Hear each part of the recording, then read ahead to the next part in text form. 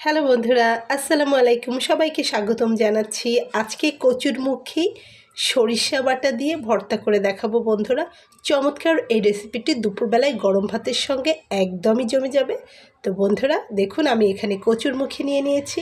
আমার যতটা প্রয়োজন আমি ঠিক ততটুকু কচুরমুখী এখানে নিয়ে নিয়েছি। প্রথমে আমি কচুরমুখীগুলোকে দেখুন পরিষ্কার পানি দিয়ে ধুয়ে নিয়েছি এবং একটি স্টেইনারে পানিটা ঝরিয়ে নিয়েছি বন্ধুরা। দেখুন, তো আমি এটাকে না ছিলে এরকম গোটা অবস্থাতেই সিদ্ধ করে নেব। আপনারা চাইলে ছিলেও নিতে পারেন। তো না ছিলে দিলে কোনো সমস্যা হবে না, খুব ভালোভাবেই সিদ্ধ হয়ে যাবে বন্ধুরা। তো কোনো এক আপু আমাকে কমেন্টস করেছেন যে ভাষাটাকে খুব সুন্দর করে বলতে। তো আমি চেষ্টা করছি। ধন্যবাদ আপু আপনাকে যে এই সুন্দর একটি কমেন্ট করেছেন আমাকে। তো আমি আর যা যা মশলা ব্যবহার করব সেটাও আপনাদেরকে দেখিয়ে দিচ্ছি। প্রথমে আমি এটা একটু সাইডে সরিয়ে রাখছি। আর এখানে আমি নিয়ে নেব একদম বেশি পরিমাণ শুকনো মরিচ, ঝাল ঝাল করে ভর্তাটা করব। তারপরে আমি এখানে নিয়েছি পেঁয়াজ আর রসুন এবং এখানে আমি দেখিয়ে দিচ্ছি সরিষা। তো সরিষার ভেতরে দেখুন এই যে ময়লা থাকে, সরিষাটাকে আমি একটু পানি দিয়ে ভিজিয়ে রাখবো কিছুক্ষণ। তাহলে এই যে মাটির দলাগুলো রয়েছে, বালি রয়েছে, এগুলো কিন্তু সবই চলে যাবে এবং আমি একটা ছাঁকনির ভেতরে করে কিন্তু এটাকে ভিজিয়ে রাখবো। তো আশা করি আপনারা বুঝতে পেরেছেন বন্ধুরা। সবগুলো উপকরণ আমি একসঙ্গে আপনাদেরকে দেখিয়ে দিচ্ছি।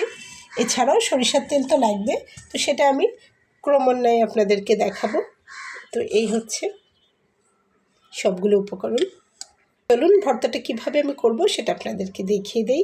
প্রথমে আমি এগুলোকে সিদ্ধ দিব।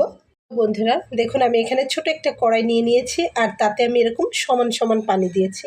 খুব বেশি কিন্তু পানি দেওয়া লাগবে না, সমান সমান পানি দিয়ে পানিটা প্রায় গায়ে গায়ে শুকিয়ে যাবে। এরকম পর্যায়ে হলেই বুঝবেন সিদ্ধ হয়ে গেছে। আর আমি এটাকে অবশ্যই ঢাকনা দিয়ে তারপরে সিদ্ধ করে নেব। আপনারা চাইলে যে কোনো কিছুতেই সিদ্ধ করে নিতে পারেন। আমি সাধারণত এই কড়াইটাতে ডিম সিদ্ধ করি, তারপরে আলু সিদ্ধ করি, যা যা সিদ্ধ করে সেটা করে নিই। সেজন্য আমি আপনাদেরকে এটাতেই দেখিয়ে দিলাম। তো এভাবে আমি চুলাতে বসিয়ে দেব। তো বন্ধুরা দেখুন, আমি এখানে সরিষাটাকে ধুয়ে নিয়ে নিয়েছি। আর সরিষাটাকে বেটে নেওয়ার জন্য আমি এখানে একটি মাত্র কাঁচামরিচ দিয়ে নিয়েছি। সরিষা কখনোই এমনি বেটে নেওয়া যায় না, তাহলে একটু তিতা লাগতে পারে। তাই জন্য এখানে একটা কাঁচামরিচ দিয়ে সামান্য একটু লবণ দিয়ে সরিষাটা বেটে নেব। আর এখানে আমি সরিষার তেল নিয়ে নিয়েছি শুকনো মরিচটা ভেজে নেওয়ার জন্য। পেঁয়াজ আমি কেটে নিয়েছি আর রসুনটাও ছাড়িয়ে নিয়েছি। তো চলুন এখন ভেজে নেই বন্ধুরা। চুলাতে আমি একটা ফ্রাই প্যান দিয়ে নিয়েছি, তাতে আমি এখন তেল দিয়ে নেব। সরিষার তেল দিয়ে তারপরে আমি শুকনো মরিচগুলো খুব ভালোভাবে ভেজে নেব।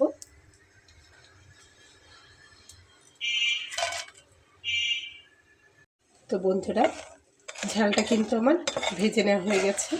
ঝালটাকে একটু সাইডে একটু সরিয়ে দেব। তারপরে এই তেলের ভেতরে আমি রসুনটা দিয়ে নেব এবং যে পেঁয়াজটা আমি নিয়ে নিয়েছি তার থেকে কিছুটা পেঁয়াজ আমি এখানে দিয়ে নেব। একসঙ্গে ভেজে নেব, কারণ একটু ভাজা পেঁয়াজের ঘ্রাণটা অনেক ভালো লাগে ভর্তার ভেতরে। কাঁচা পেঁয়াজও দেব আর ভেজেও দেব। পেঁয়াজ আর রসুনটা একসঙ্গে ভেজে নেব।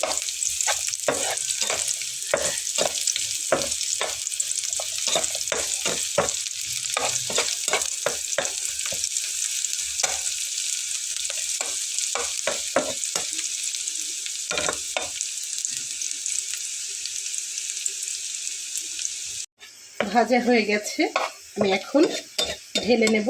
দেখুন কত সুন্দর হয়েছে তেলটার ভেতরে। বন্ধুরা এই যে শিলপাটায় চলে এসেছি, দেখুন এখন আমি সরিষাটা দিয়ে নিলাম। আর এখানে লবণ দিয়ে নেব, অল্প করে একটু লবণটা দিয়ে নিলাম। এটাকে সুন্দর করে বেটে নেব। বন্ধুরা দেখুন, আমি এখানে নিয়ে নিয়েছি ঝালগুলোকে, আর এই যে ভেজে নেওয়া রসুন পেঁয়াজ, আর এখানে কাঁচা পেঁয়াজ আমি নিয়েছি, আর এখানে দিয়ে নিয়েছি সরিষা বাটাটা। এখন আমি ঝালগুলোকে প্রথমে একটু লবণ দিয়ে মাখিয়ে নেব। আর এখানে দেখুন যে কচুগুলোকে ছিলে আমি ম্যাশ করে নিয়েছি। এই যে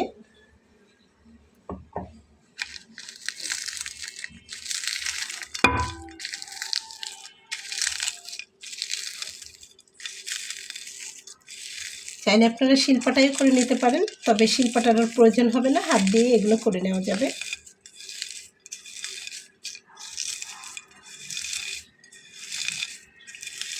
ঝালটা এখানে আপনারা আপনাদের পছন্দ অনুযায়ী দিবেন।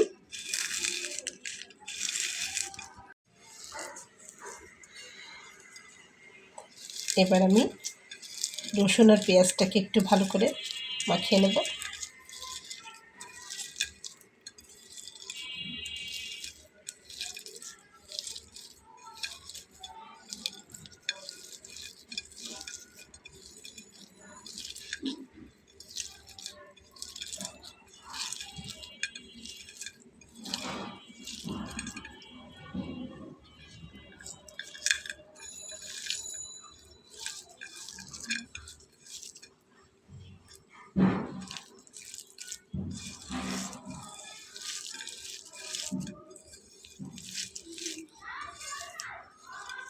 তো বন্ধুরা, আমি যে শুকনো মরিচটা যে ভেজে নিয়েছিলাম সেই ভাজা তেলটাই আমি এখানে দিয়ে নেব, অ্যাড করব আর কি।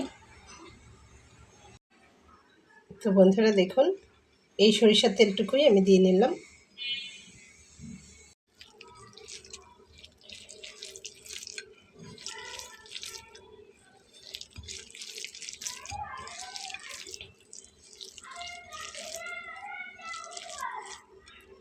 এখন আমি এর ভেতরে কচুটা দিয়ে নেব।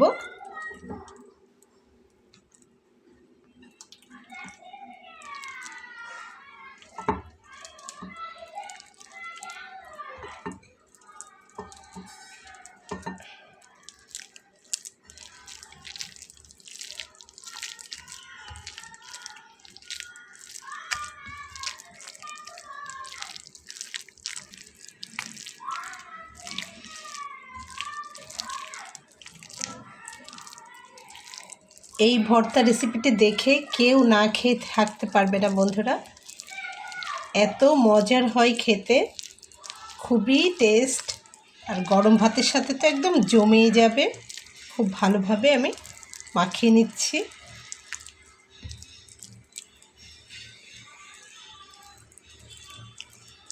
লবণটা একটু চেখে দেখতে হবে।